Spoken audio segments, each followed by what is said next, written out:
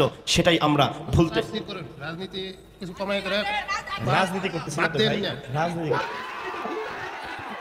এই শিবিরের নামে বিভিন্ন অপবাদ দিয়েছে। আজ পর্যন্ত শিবিরের কোন নেতা কর্মীকে একটা বিলেট নিয়েও গ্রেফতার করতে পারেনি আমরা দেখেছি।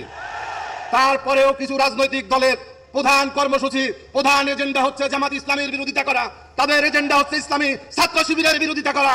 আসসালামু আলাইকুম ভাই ব্রাদার, কি খবর সবার? ভাই শিবিরকে আওয়ামী লীগ রক্ষাটা বলে গেছে, এখন বিএনপি রক্ষাটা বলতেছে। তো এখন এবার লেবার পার্টির একজন নেতা উনি স্পষ্ট হয়ে বলে দেন যে শিবিরকে যারা রক্ষাটা বলে তারাই রক্ষাটা, এটা বিএনপি হোক আর আওয়ামী লীগ হোক। তো তার ভিডিওটা আসলে আমরা দেখাবো। দর্শক, আজহারির কথা বলে মাহফিলে বাধা দিলেন বিএনপি নেতা। ভাই বিএনপি মানে শুরুটা করছে কি রে ভাই? এমনিতে তারা ওই হারুন সাহেব, তারপরে আপনার শামসুজ্জামান দুদু এরা উল্টাপাল্টা করতেছে, এরপর আবার আজহারের কথা বলতেছে একটা বক্তা একটা মাহফিলে, তাকেও বাধা দিচ্ছে না। আওয়ামী লীগের একটা এরা আপনার 10% বেশি আগে গেছে। দর্শক কথা বলবো না, আমাদের কাছে সেই ভিডিওটা আমরা দেখাবাকে চলুন দেখে আসি যে আপনার শিবিরের রক্ষাটা নিয়ে লেবার পার্টির সেই নেতা কী বলে, এরপর আমরা দেখব যে আসলে মাহফিলে কী হয়েছিল আজহারের কথা বলে। আমরা আমাদের ছাত্র জীবনে ইসলামী ছাত্র সংগঠন করার সুযোগ পাইনি। হাতে খড়ি দিয়েছিলাম রাজনীতিতে বিপ্লবী ছাত্র মৈত্রীর হাত ধরে, কিন্তু আমরা তখন স্লোগান দিয়েছিলাম এই শিবিরের বিরুদ্ধে, শিবিরের রক্ষাটার বিরুদ্ধে। কিন্তু যখন আমাদের সুযোগ হয়েছে ইসলামী ছাত্র শিবিরের সাথে মিলেমিশে কাজ করার, সেই 1998 সালে এখানে আমাদের নুরুল ইসলাম বুলবুল এবং জুবায়ের ভাই সহ যারা আছেন, আমরা দেখেছি এই শিবিরের নামে যারা এই রক্ষাটার ত্যাগ দিয়েছে তারা মূলত রাজনৈতিক উদ্দেশ্যে এই শিবিরের নামে বিভিন্ন অপবাদ দিয়েছে। আজ পর্যন্ত শিবিরের কোন নেতা কর্মীকে একটা বিলেট নিয়েও গ্রেফতার করতে পারেনি আমরা দেখেছি।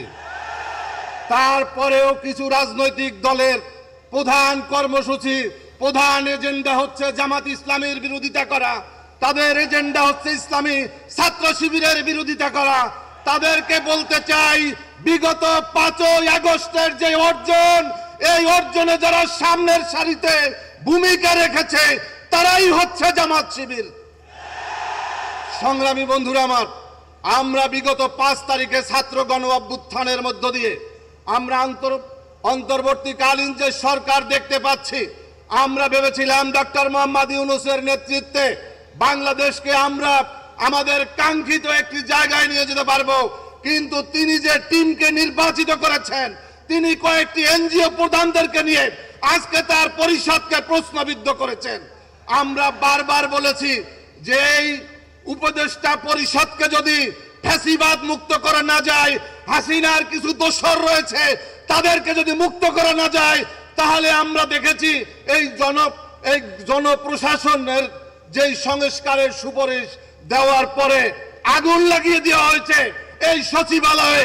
এর জন্য দায়ী হচ্ছে এই জনপ্রশাসন সংস্কারের যেই সমস্ত সুপারিশ রয়েছে, এই সুপারিশকে যারা মেনে নিতে পারেনি, যারা আন্দোলন করেছে, যারা আগামী 4 তারিখে যারা মহাসমাবেশের ঘোষণা দিয়েছে, আজকে তারাই এই সমস্ত দুষ্কৃতি কাজ করে যাচ্ছে। বন্ধুরা, আপনারা দেখেছেন সানজিদার কথা, ত্রিভুজ প্রেমের কারণে তাকে পুলিশ থেকে অপসারণ করা হয়েছে।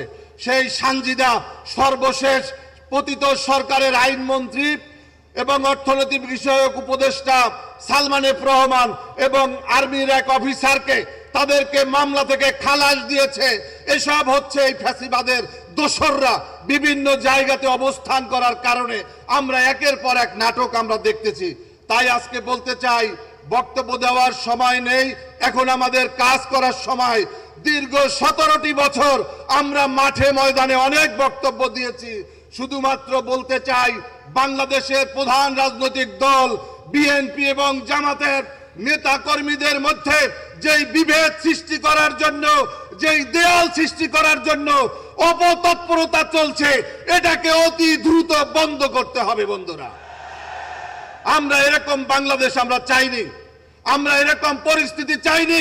যখন খুনি হাসিনা ছিল তখন তো বিএনপি জামাত কাঁধে কাঁধ মিলিয়ে এই স্বৈরাচার পতনের জন্য আন্দোলন করেছে। আজকে বাংলাদেশ পুনর্গঠন করতে পারেনি। এখনো আমাদের বাংলাদেশি জাতীয়তাবাদ এবং ধর্মীয় মূল্যবোধে বিশ্বাসী শক্তিরা আজকে এখনো ক্ষমতায়ন হয়নি। এখনই আমাদের কেন বিভেদ, কখন এবং উল্টাপাল্টা বক্তব্য দিয়ে যারা গোলা পানি করতে চায় তাদের ব্যাপারে আমাদেরকে সতর্ক হতে হবে। আমাদের শীর্ষ নেতৃবৃন্দের বলবো, আপনারা অতি দ্রুত পদক্ষেপ নিন। এই সমস্ত এমন কোন কথা যেন আমাদের মধ্য থেকে বের না হয়, যাদের মধ্য দিয়ে আমাদের জাতীয় ঐক্য আবার ফাটল ধরার জন্য এই পার্শ্ববর্তী দেশ ভারতের কোন দর্শক আপনারা এখানে দেখতে পেলেন, ওনার নাম হচ্ছে মুস্তাফিজুর রহমান ইরান। উনি লেবার পার্টির একজন নেতা। উনি মানে ছাত্রদল বলেন, বিএনপি বলেন, এদের কঠিনভাবে ধুয়ে দিলেন যে শিবিরকে আজ পর্যন্ত একটা ব্লেড দিয়ে কেউ মানে ধরতে পারে নাই, যে এই শিবিরের ছেলের হাতে একটা ব্লেড আছে। আর মানে রক কাটা তো দূরের কথা, এক দেশে কত কথা বলবো না, দেশবাসী জানে কারা রক কাটে, কারা কী করে, কারা সাদাবাজি করে, এটা দেশবাসী ভালো করে জানে। এটা মানে বিএনপির অনেক নেতারাও জানে যে আসলে আমরা মিথ্যা অপবাদ দিচ্ছি শিবিরের উপরে। এক দেশে কত কথা বলবো না, আপনারা লিখে যাবেন আপনাদের মতামত কমেন্টে। এইবার চলুন আমরা দেখে আসি যে আজহারির কথা বলায় মাহফিলে বাধা দিচ্ছে। ভাই এটা কোনো কথা? আজহারি একটা কথা বলছে, সেটাও আপনারা উল্টাপাল্টা বলতেছেন। এরপর আবার আজহারির কথা যে বলবে কোনো বক্তা মাহফিলে, সেখানেও বাধা দিচ্ছে। মানে কি একটা অবস্থা রে ভাই। চলুন আমরা সেই ভিডিওটা দেখে আসি। সেটাই আমরা ভুলতে স্থির করুন, রাজনীতি কিছু কমাই করে রাজনীতি করতেছি না বাদ তো দেন ভাই, না। রাজনীতি মিজানুর রহমান আজহারি বলেছিল একদল খেয়ে গিয়েছে আর একদল খাওয়ার জন্য প্রস্তুতি নিয়েছে। এই কথা বলার কারণে ডাক্তার মিজানুর রহমান আজহারির বিরুদ্ধে বিএনপির অনেক বড় বড় নেতা দুদুনা কদু আর একটা ইশরাক ডাক্তার আজহারির বিরুদ্ধে কথা বলেছে। আপনি কেন তাদের সাফাই গাইছেন? আমাদের কাছে পরিষ্কার রিপোর্ট আছে, আগের থেকে চাঁদাবাজি কমে নাই বরং বেড়ে গিয়েছে, রাহাজানি কমে নাই বরং বেড়ে গিয়েছে। সুতরাং আপনি বিএনপি করেন কিনা আমার দেখার বিষয় নাই, আওয়ামী লীগ করেন কিনা আমার দেখার বিষয় নাই, কিন্তু যদি আপনার বাংলার জমিনকে আবার জালেমের রক্ত দিয়ে ধুতে চান, বাংলার জমিনকে আবার রাহাজানির রক্ত দিয়ে ধুতে চান, বাংলার জমিনের মুসলমানের উপরে আবার আঘাত করতে চান, আপনি যেই হন না কেন 5ই আগস্টের মতো আবার আমরা জমিনের কাছে আসলো, সেটাই আমরা ভুলতে স্থির করুন, রাজনীতি কিছু কমাই করে রাজনীতি করতেছি না বাদ তো দেন ভাই, না। রাজনীতি করতেছি না। তাফসীর করেন, কোরআন থেকেই তাফসীর করতেছি। কোরআন থেকে তাফসীর করেন। আপনি রাজনৈতিক বক্তা অনেক আছে, শুধু আয়ুব শেখ সাহেব থেকে আরম্ভ করে না, ঈদ না, না। উসমান ধরলেন, তাহলে জিন্নাত থেকে আরম্ভ করে ইয়া পর্যন্ত করলেন না কেন? জিন্না ওরা তো আরো খারাপ ছিল, ওদের এই জন্য তো আমরা স্বাধীন জন্ম করছি, হয়েছে আপনি এই জন্যই তো আমরা স্বাধীন করছি, আমরা তো করেছি। রাজনীতি না, রাজনীতি না। শুনেন শুনেন, না হেদায়েতের বাণী শুনে যাচ্ছেন। হেদায়েতের বাণী শুনে ভাই কথাগুলো তো বুঝাতে হবে দাদা, রাগ করে। এই বাবা বোঝানো হয় না। এই তোমরা থামো, যুবকরা তোমরা থামো, এই তোমরা থামো, আমি থামাচ্ছি। শুনেন, এই না, আপনারা বসেন বসেন, আপনারা বসেন, একটু বুঝেন, শেষ পর্যন্ত শুনেন। আপনি যে রাজনীতি আরম্ভ করছেন, এদিকে আসেন, এদিকে আসেন। রাজনীতির মঞ্চ নাই না। তোমরা থামো যুবকরা, তোমরা থামো, তোমরা থামো, আপনি বসেন, শেষ পর্যন্ত শুনেন, পরে বুঝবেন। একটু শুনেন, না শুনে চিল্লাইলেন না, বুঝবেন। বাবা তোমরা থামো, যুবকরা তোমরা থামো।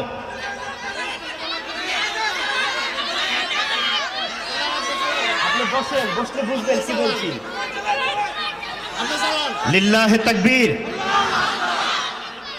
কোরআনের কথাগুলোই চলতেছে। এটা এই শুনেন, আগে রাগ করিয়েন না, তারাও বুঝতেছেন আমার কথা শেষ পর্যন্ত না শোনার কারণে। যারা বিরোধিতা করতেছেন আল্লাহর রাস্তায় বসেন, আমি যখন শেষ ফিনিশিং দিব প্রত্যেকটা কথা আপনি বুঝবেন বাবাজি, প্রত্যেকটা কথা আপনি বুঝবেন। কোরআনের বাইরে একটা কথাও বলতেছি না। উত্তেজিত হয়েন না, আপনারা থামেন, উত্তেজিত হয়েন না। আল্লাহ বলেছে কুতিবা আলাইকুমুল কিতাল, তোমাদের উপরে জিহাদ ফরজ করে দিয়েছি, ওয়া হুয়া কুরহুল লাকুম। একটু থামেন আপনারা।